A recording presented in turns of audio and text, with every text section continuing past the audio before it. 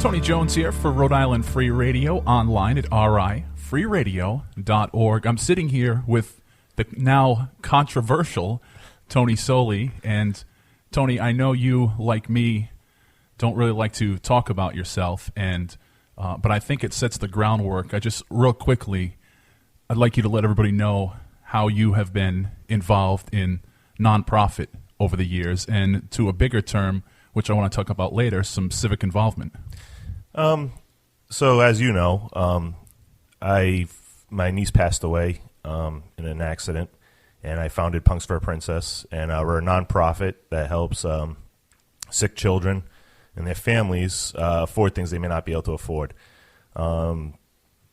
Since we started, we've raised probably close to $100,000 now for kids throughout Rhode Island, Massachusetts, New Hampshire, and this year our counterparts out in Idaho raised another $4,200 and change, I think, nice, for a kid out in Idaho. So we've hit 4 states, and it's something I tirelessly do, and year round, and it's tough as the economy gets tighter, giving gets a little tighter, but we muddle through it and we keep going.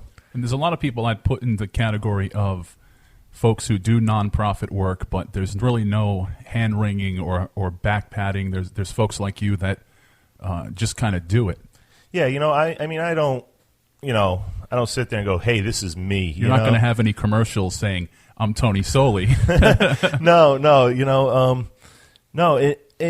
I don't even, I'll guarantee you people in my community barely even know that it's there, people in the music community, people that the arts that I know, there's kind of 2 sides to Tony Soly, right? I mean, there's the people in my local community in the civic work I do there, and then there's the stuff I do through the arts and music, which raises money for sick children, and wherever I can use that outlet. But I'm not, you know me, I hope I'm pretty humble, but I don't go pounding on doors and ringing up people's phones saying, give us money, give us money, give us money. We hold events to have a fun time. We jump in the water on January 1st. We do silly stuff and try to raise some money to help some sick kids. So was it part of that experience that led you to decide to serve on the committee in your local town? Yes and no. I mean, my kids actually had a big role in that. My daughter loves basketball. My son loves basketball. So when we moved to town, I decided to get involved in youth sports. So I'd been involved in youth sports in some capacity since we've been in town. My kids have tried all the sports. I've helped out when my daughter was younger, softball. She didn't stick with it. She ended up basketball being her thing. So for the last few years, I've been heavily involved in the basketball league. So when it was approached that there was an opening on the Parks and Recreation Commission, my involvement with youth sports, kind of just 1 + 1 = 2, I said, you know what? I'll give back to the community year-round instead of just during a sports season. So I've been talking to a lot of people about, kind of strong-arming them or suggesting to them that they should consider being involved on these local boards and commissions. And in my town, in many towns in my area, it's probably true out where you are. Not that Rhode Island's a huge place, but there is a little bit of discrepancy. Some of these boards don't even have enough volunteers or community members to stay active. Well, you just hit a nail right on the head, because there was no volunteers up until I had volunteered for it. There was actually articles in the Valley Breeze from the administrator asking for volunteers for numerous positions throughout the town. So you're correct. I mean, people aren't volunteering, and so I'm not a young pup, but I'm also not senile and elderly just yet. So I figure, you know what, it's time to step up. It's time to work in the community. It's time to I do things throughout the state and numerous states to help children. So why not continue it in my own local community and keep doing stuff on a bigger scale, just other than just basketball. So, and I think to that point also, you not being a young pup, however, in comparison to most of the folks that serve on these boards and commissions and most of the folks that show up on town council meetings, we are young pups. Yeah, it's funny. I got appointed to the committee I kind of jokingly suggest, well, actually, I said it. I got appointed to the committee January 20th, and I was asked to step down shortly thereafter. So I actually don't even know who's on the committee because I never made a meeting. I think it might be the shortest tenure ever. But yeah, I mean, you're right. You go to the town council meetings. You go to, and it's funny, Tony. I mean, you've known me for a few years now. And I'm not afraid to speak my mind. You're no shrinking violet, as it were. No. And you also know I won't. I'll speak my mind when I need to speak my mind, and I'm not afraid to make a political statement at all. However, I don't think my statement that I made was political, and the thing being is, I should have that right to make a statement right.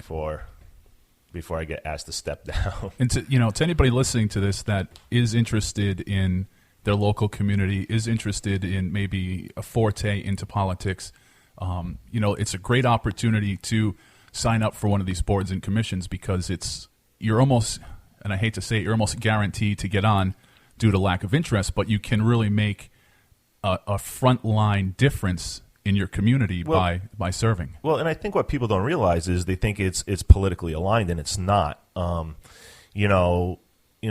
says, "Oh, my town's Democrats, or my town's Republicans, or my town's It has nothing to do with politics. I tend not to align myself politically. It has no, these committees aren't politically driven. They're fundamentally driven for the betterment of the community. And you're right. People should get involved in their local communities. And, it's one of those things where, why haven't I done in the past? Well, I could have gone on one of these committees.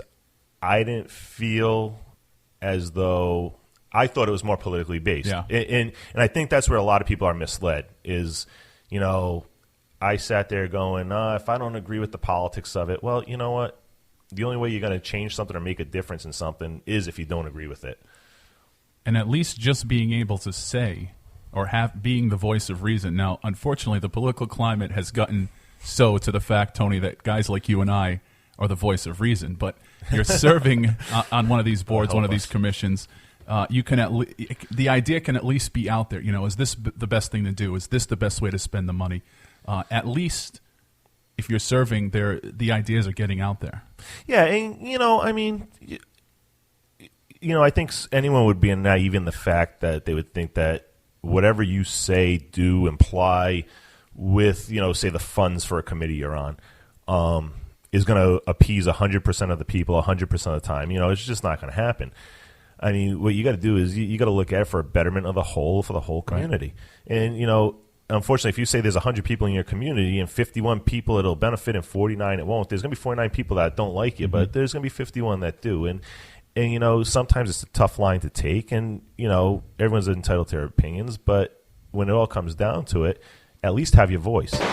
Information is free. The law. There is hope. So Tony Soly, involved in civic involvement, involved in the nonprofit community, family man, homeowner in North Smithfield. Let's get into the meat of it now. You get quite the wallop of a tax bill in the mail on some not exactly luxury vehicles, as it were. Well, let me just correct you right there. I didn't get a bill. What happened was, we were looking into refinancing, so I went on the tax website. And I clicked on motor vehicle taxes, the motor vehicle tax rather than the house tax. Mm-hmm. And, to my amazement, I said, wow, my wife's 2008 Volkswagen Jetta gained $3,000 for this tax roll. Now, we're in the third quarter of this tax roll. Actually, we're in the fourth quarter of this tax roll. We just paid the third quarter. And so there's nothing I can do about it. But I was like, I wonder how is this possible, right? So now I've gone down this road in the past, and I've gone to my town's tax assessor, and in the past, and I've been given the answer, which many people have been given the answer. Well, the state sets it through the NADA guides, and it is what it is, and kind of that theory. So I said, you know what? I get on Facebook. It's 4:32 in the afternoon, and I say, "Can someone out there please tell me how my wife's car tax or my wife's car increased in value $3,000 per the town of North Smithfield? No, not the tax rate, the value itself. So it was assessed higher. I didn't know cars could appreciate in value or go up in value. That was the meat of my post. I mean, I'm paraphrasing somewhat, but there was no obscenities. There was no calling out officials. It was a simple question. And people have said, well, why'd you even do it? And I said, well, why'd I do it? Let's see. You're a friend of my page, right? And did you not run for political office? I believe you did. Todd Drew's on my page. Did he not run for political office? I believe he did. Right. I have numerous friends in the political or people I'm friendly with in the political community that, you know what, maybe there is. Listen, I'm a cable guy, dude. I know absolutely. I'm not a tax guy. Maybe there's a legit reason. Maybe it's, okay, you know what, you didn't own the car the full year, so it's only a portion of the bill. Maybe it's this or maybe it's that. I honestly don't know. I put the question out there. So it starts dialogue amongst taxpayers in my community on my Facebook page, as well as people not in my community, and even a town councilor. And as the dialogue progresses, people are, defending my question. And, we came to the end of it, and, the town councilor said, go to the tax assessor, and mentions him by name and says, I'll fight with you. It's not right. So I said, all right. So next thing I know, I'm at basketball, whatever night it was, the 23rd, I think, and I come home and I walk into the living room and I see this letter from the town of North Smithfield. I go, wonder what this is. So I open it up, and it's a letter asking for my resignation from the Parks and Recreation Committee because of my tone or because of the post that I put up on Facebook. So, I mean, to be clear, there was no, and everybody knows this, but I just want to reinforce it, there was no you going down to the tax assessor's office and grabbing him by the shirt or, this guy is an expletive deleted. It was questioning the information that you had stumbled across. Correct. There was no obscenities, no on my part. I mean, I didn't go. Did someone drop an F-bomb on there on my page? Maybe it's possible, but I didn't. As a matter of fact, if you look at the history of my post, even when the town councilor starts talking about discussing and dialoguing with other members of my community, you don't see another post from me until towards the end, where I'm questioning why I'm being let off this committee. So I basically, I made some jokes in there. Of course, I mean, I hope I'm a funny guy, but I was got in trouble for that myself. I was like, buy low, sell high. It's kind of like the stock market. I mean, I should have went and saw Bob Tasca and see if I could, if you're going to give me that much for this, I'm going to drive off your lot with an F-350. I mean, so, I mean, I tend to try to be lighthearted with stuff, but I didn't think I was overstepping any bounds by any stretch of the imagination. And, the town tax assessor, I'm sure, has a very tough job, and I didn't feel I was calling them out. And you know what? It's the third quarter, or it was it's going into the fourth quarter. There's nothing I can do about it anyway. So why am I even going to bother wasting my time going down to the tax assessor's office? And I mean, as a volunteer, and I think that this is an exact example of the opposite of what we talked about earlier, is that this is part of the reason why people are nervous about civic involvement. They're nervous to speak up when they see something bogus, because they could be called out. Now, you're a member of this community. Your family's there. Your kids are there. And now you're at odds at the administration. What was your reaction to them asking you to resign as a volunteer? There was actually two. The initial one was I kind of laughed it off, and my wife was surprised. She's like, I thought you were going to go through the roof. I go, why? They're asking me to step down. I go, I find it amusing that they're asking me to step down. Then I'm sitting there reading this letter, and it basically alludes to the fact that I don't want to help the community, and that's when I lost it. And I sent the reply back to the administrator, basically stating that I do in fact help the community. And that I was actually going to step down off the committee because I'm now going to use my free time to call out her politics.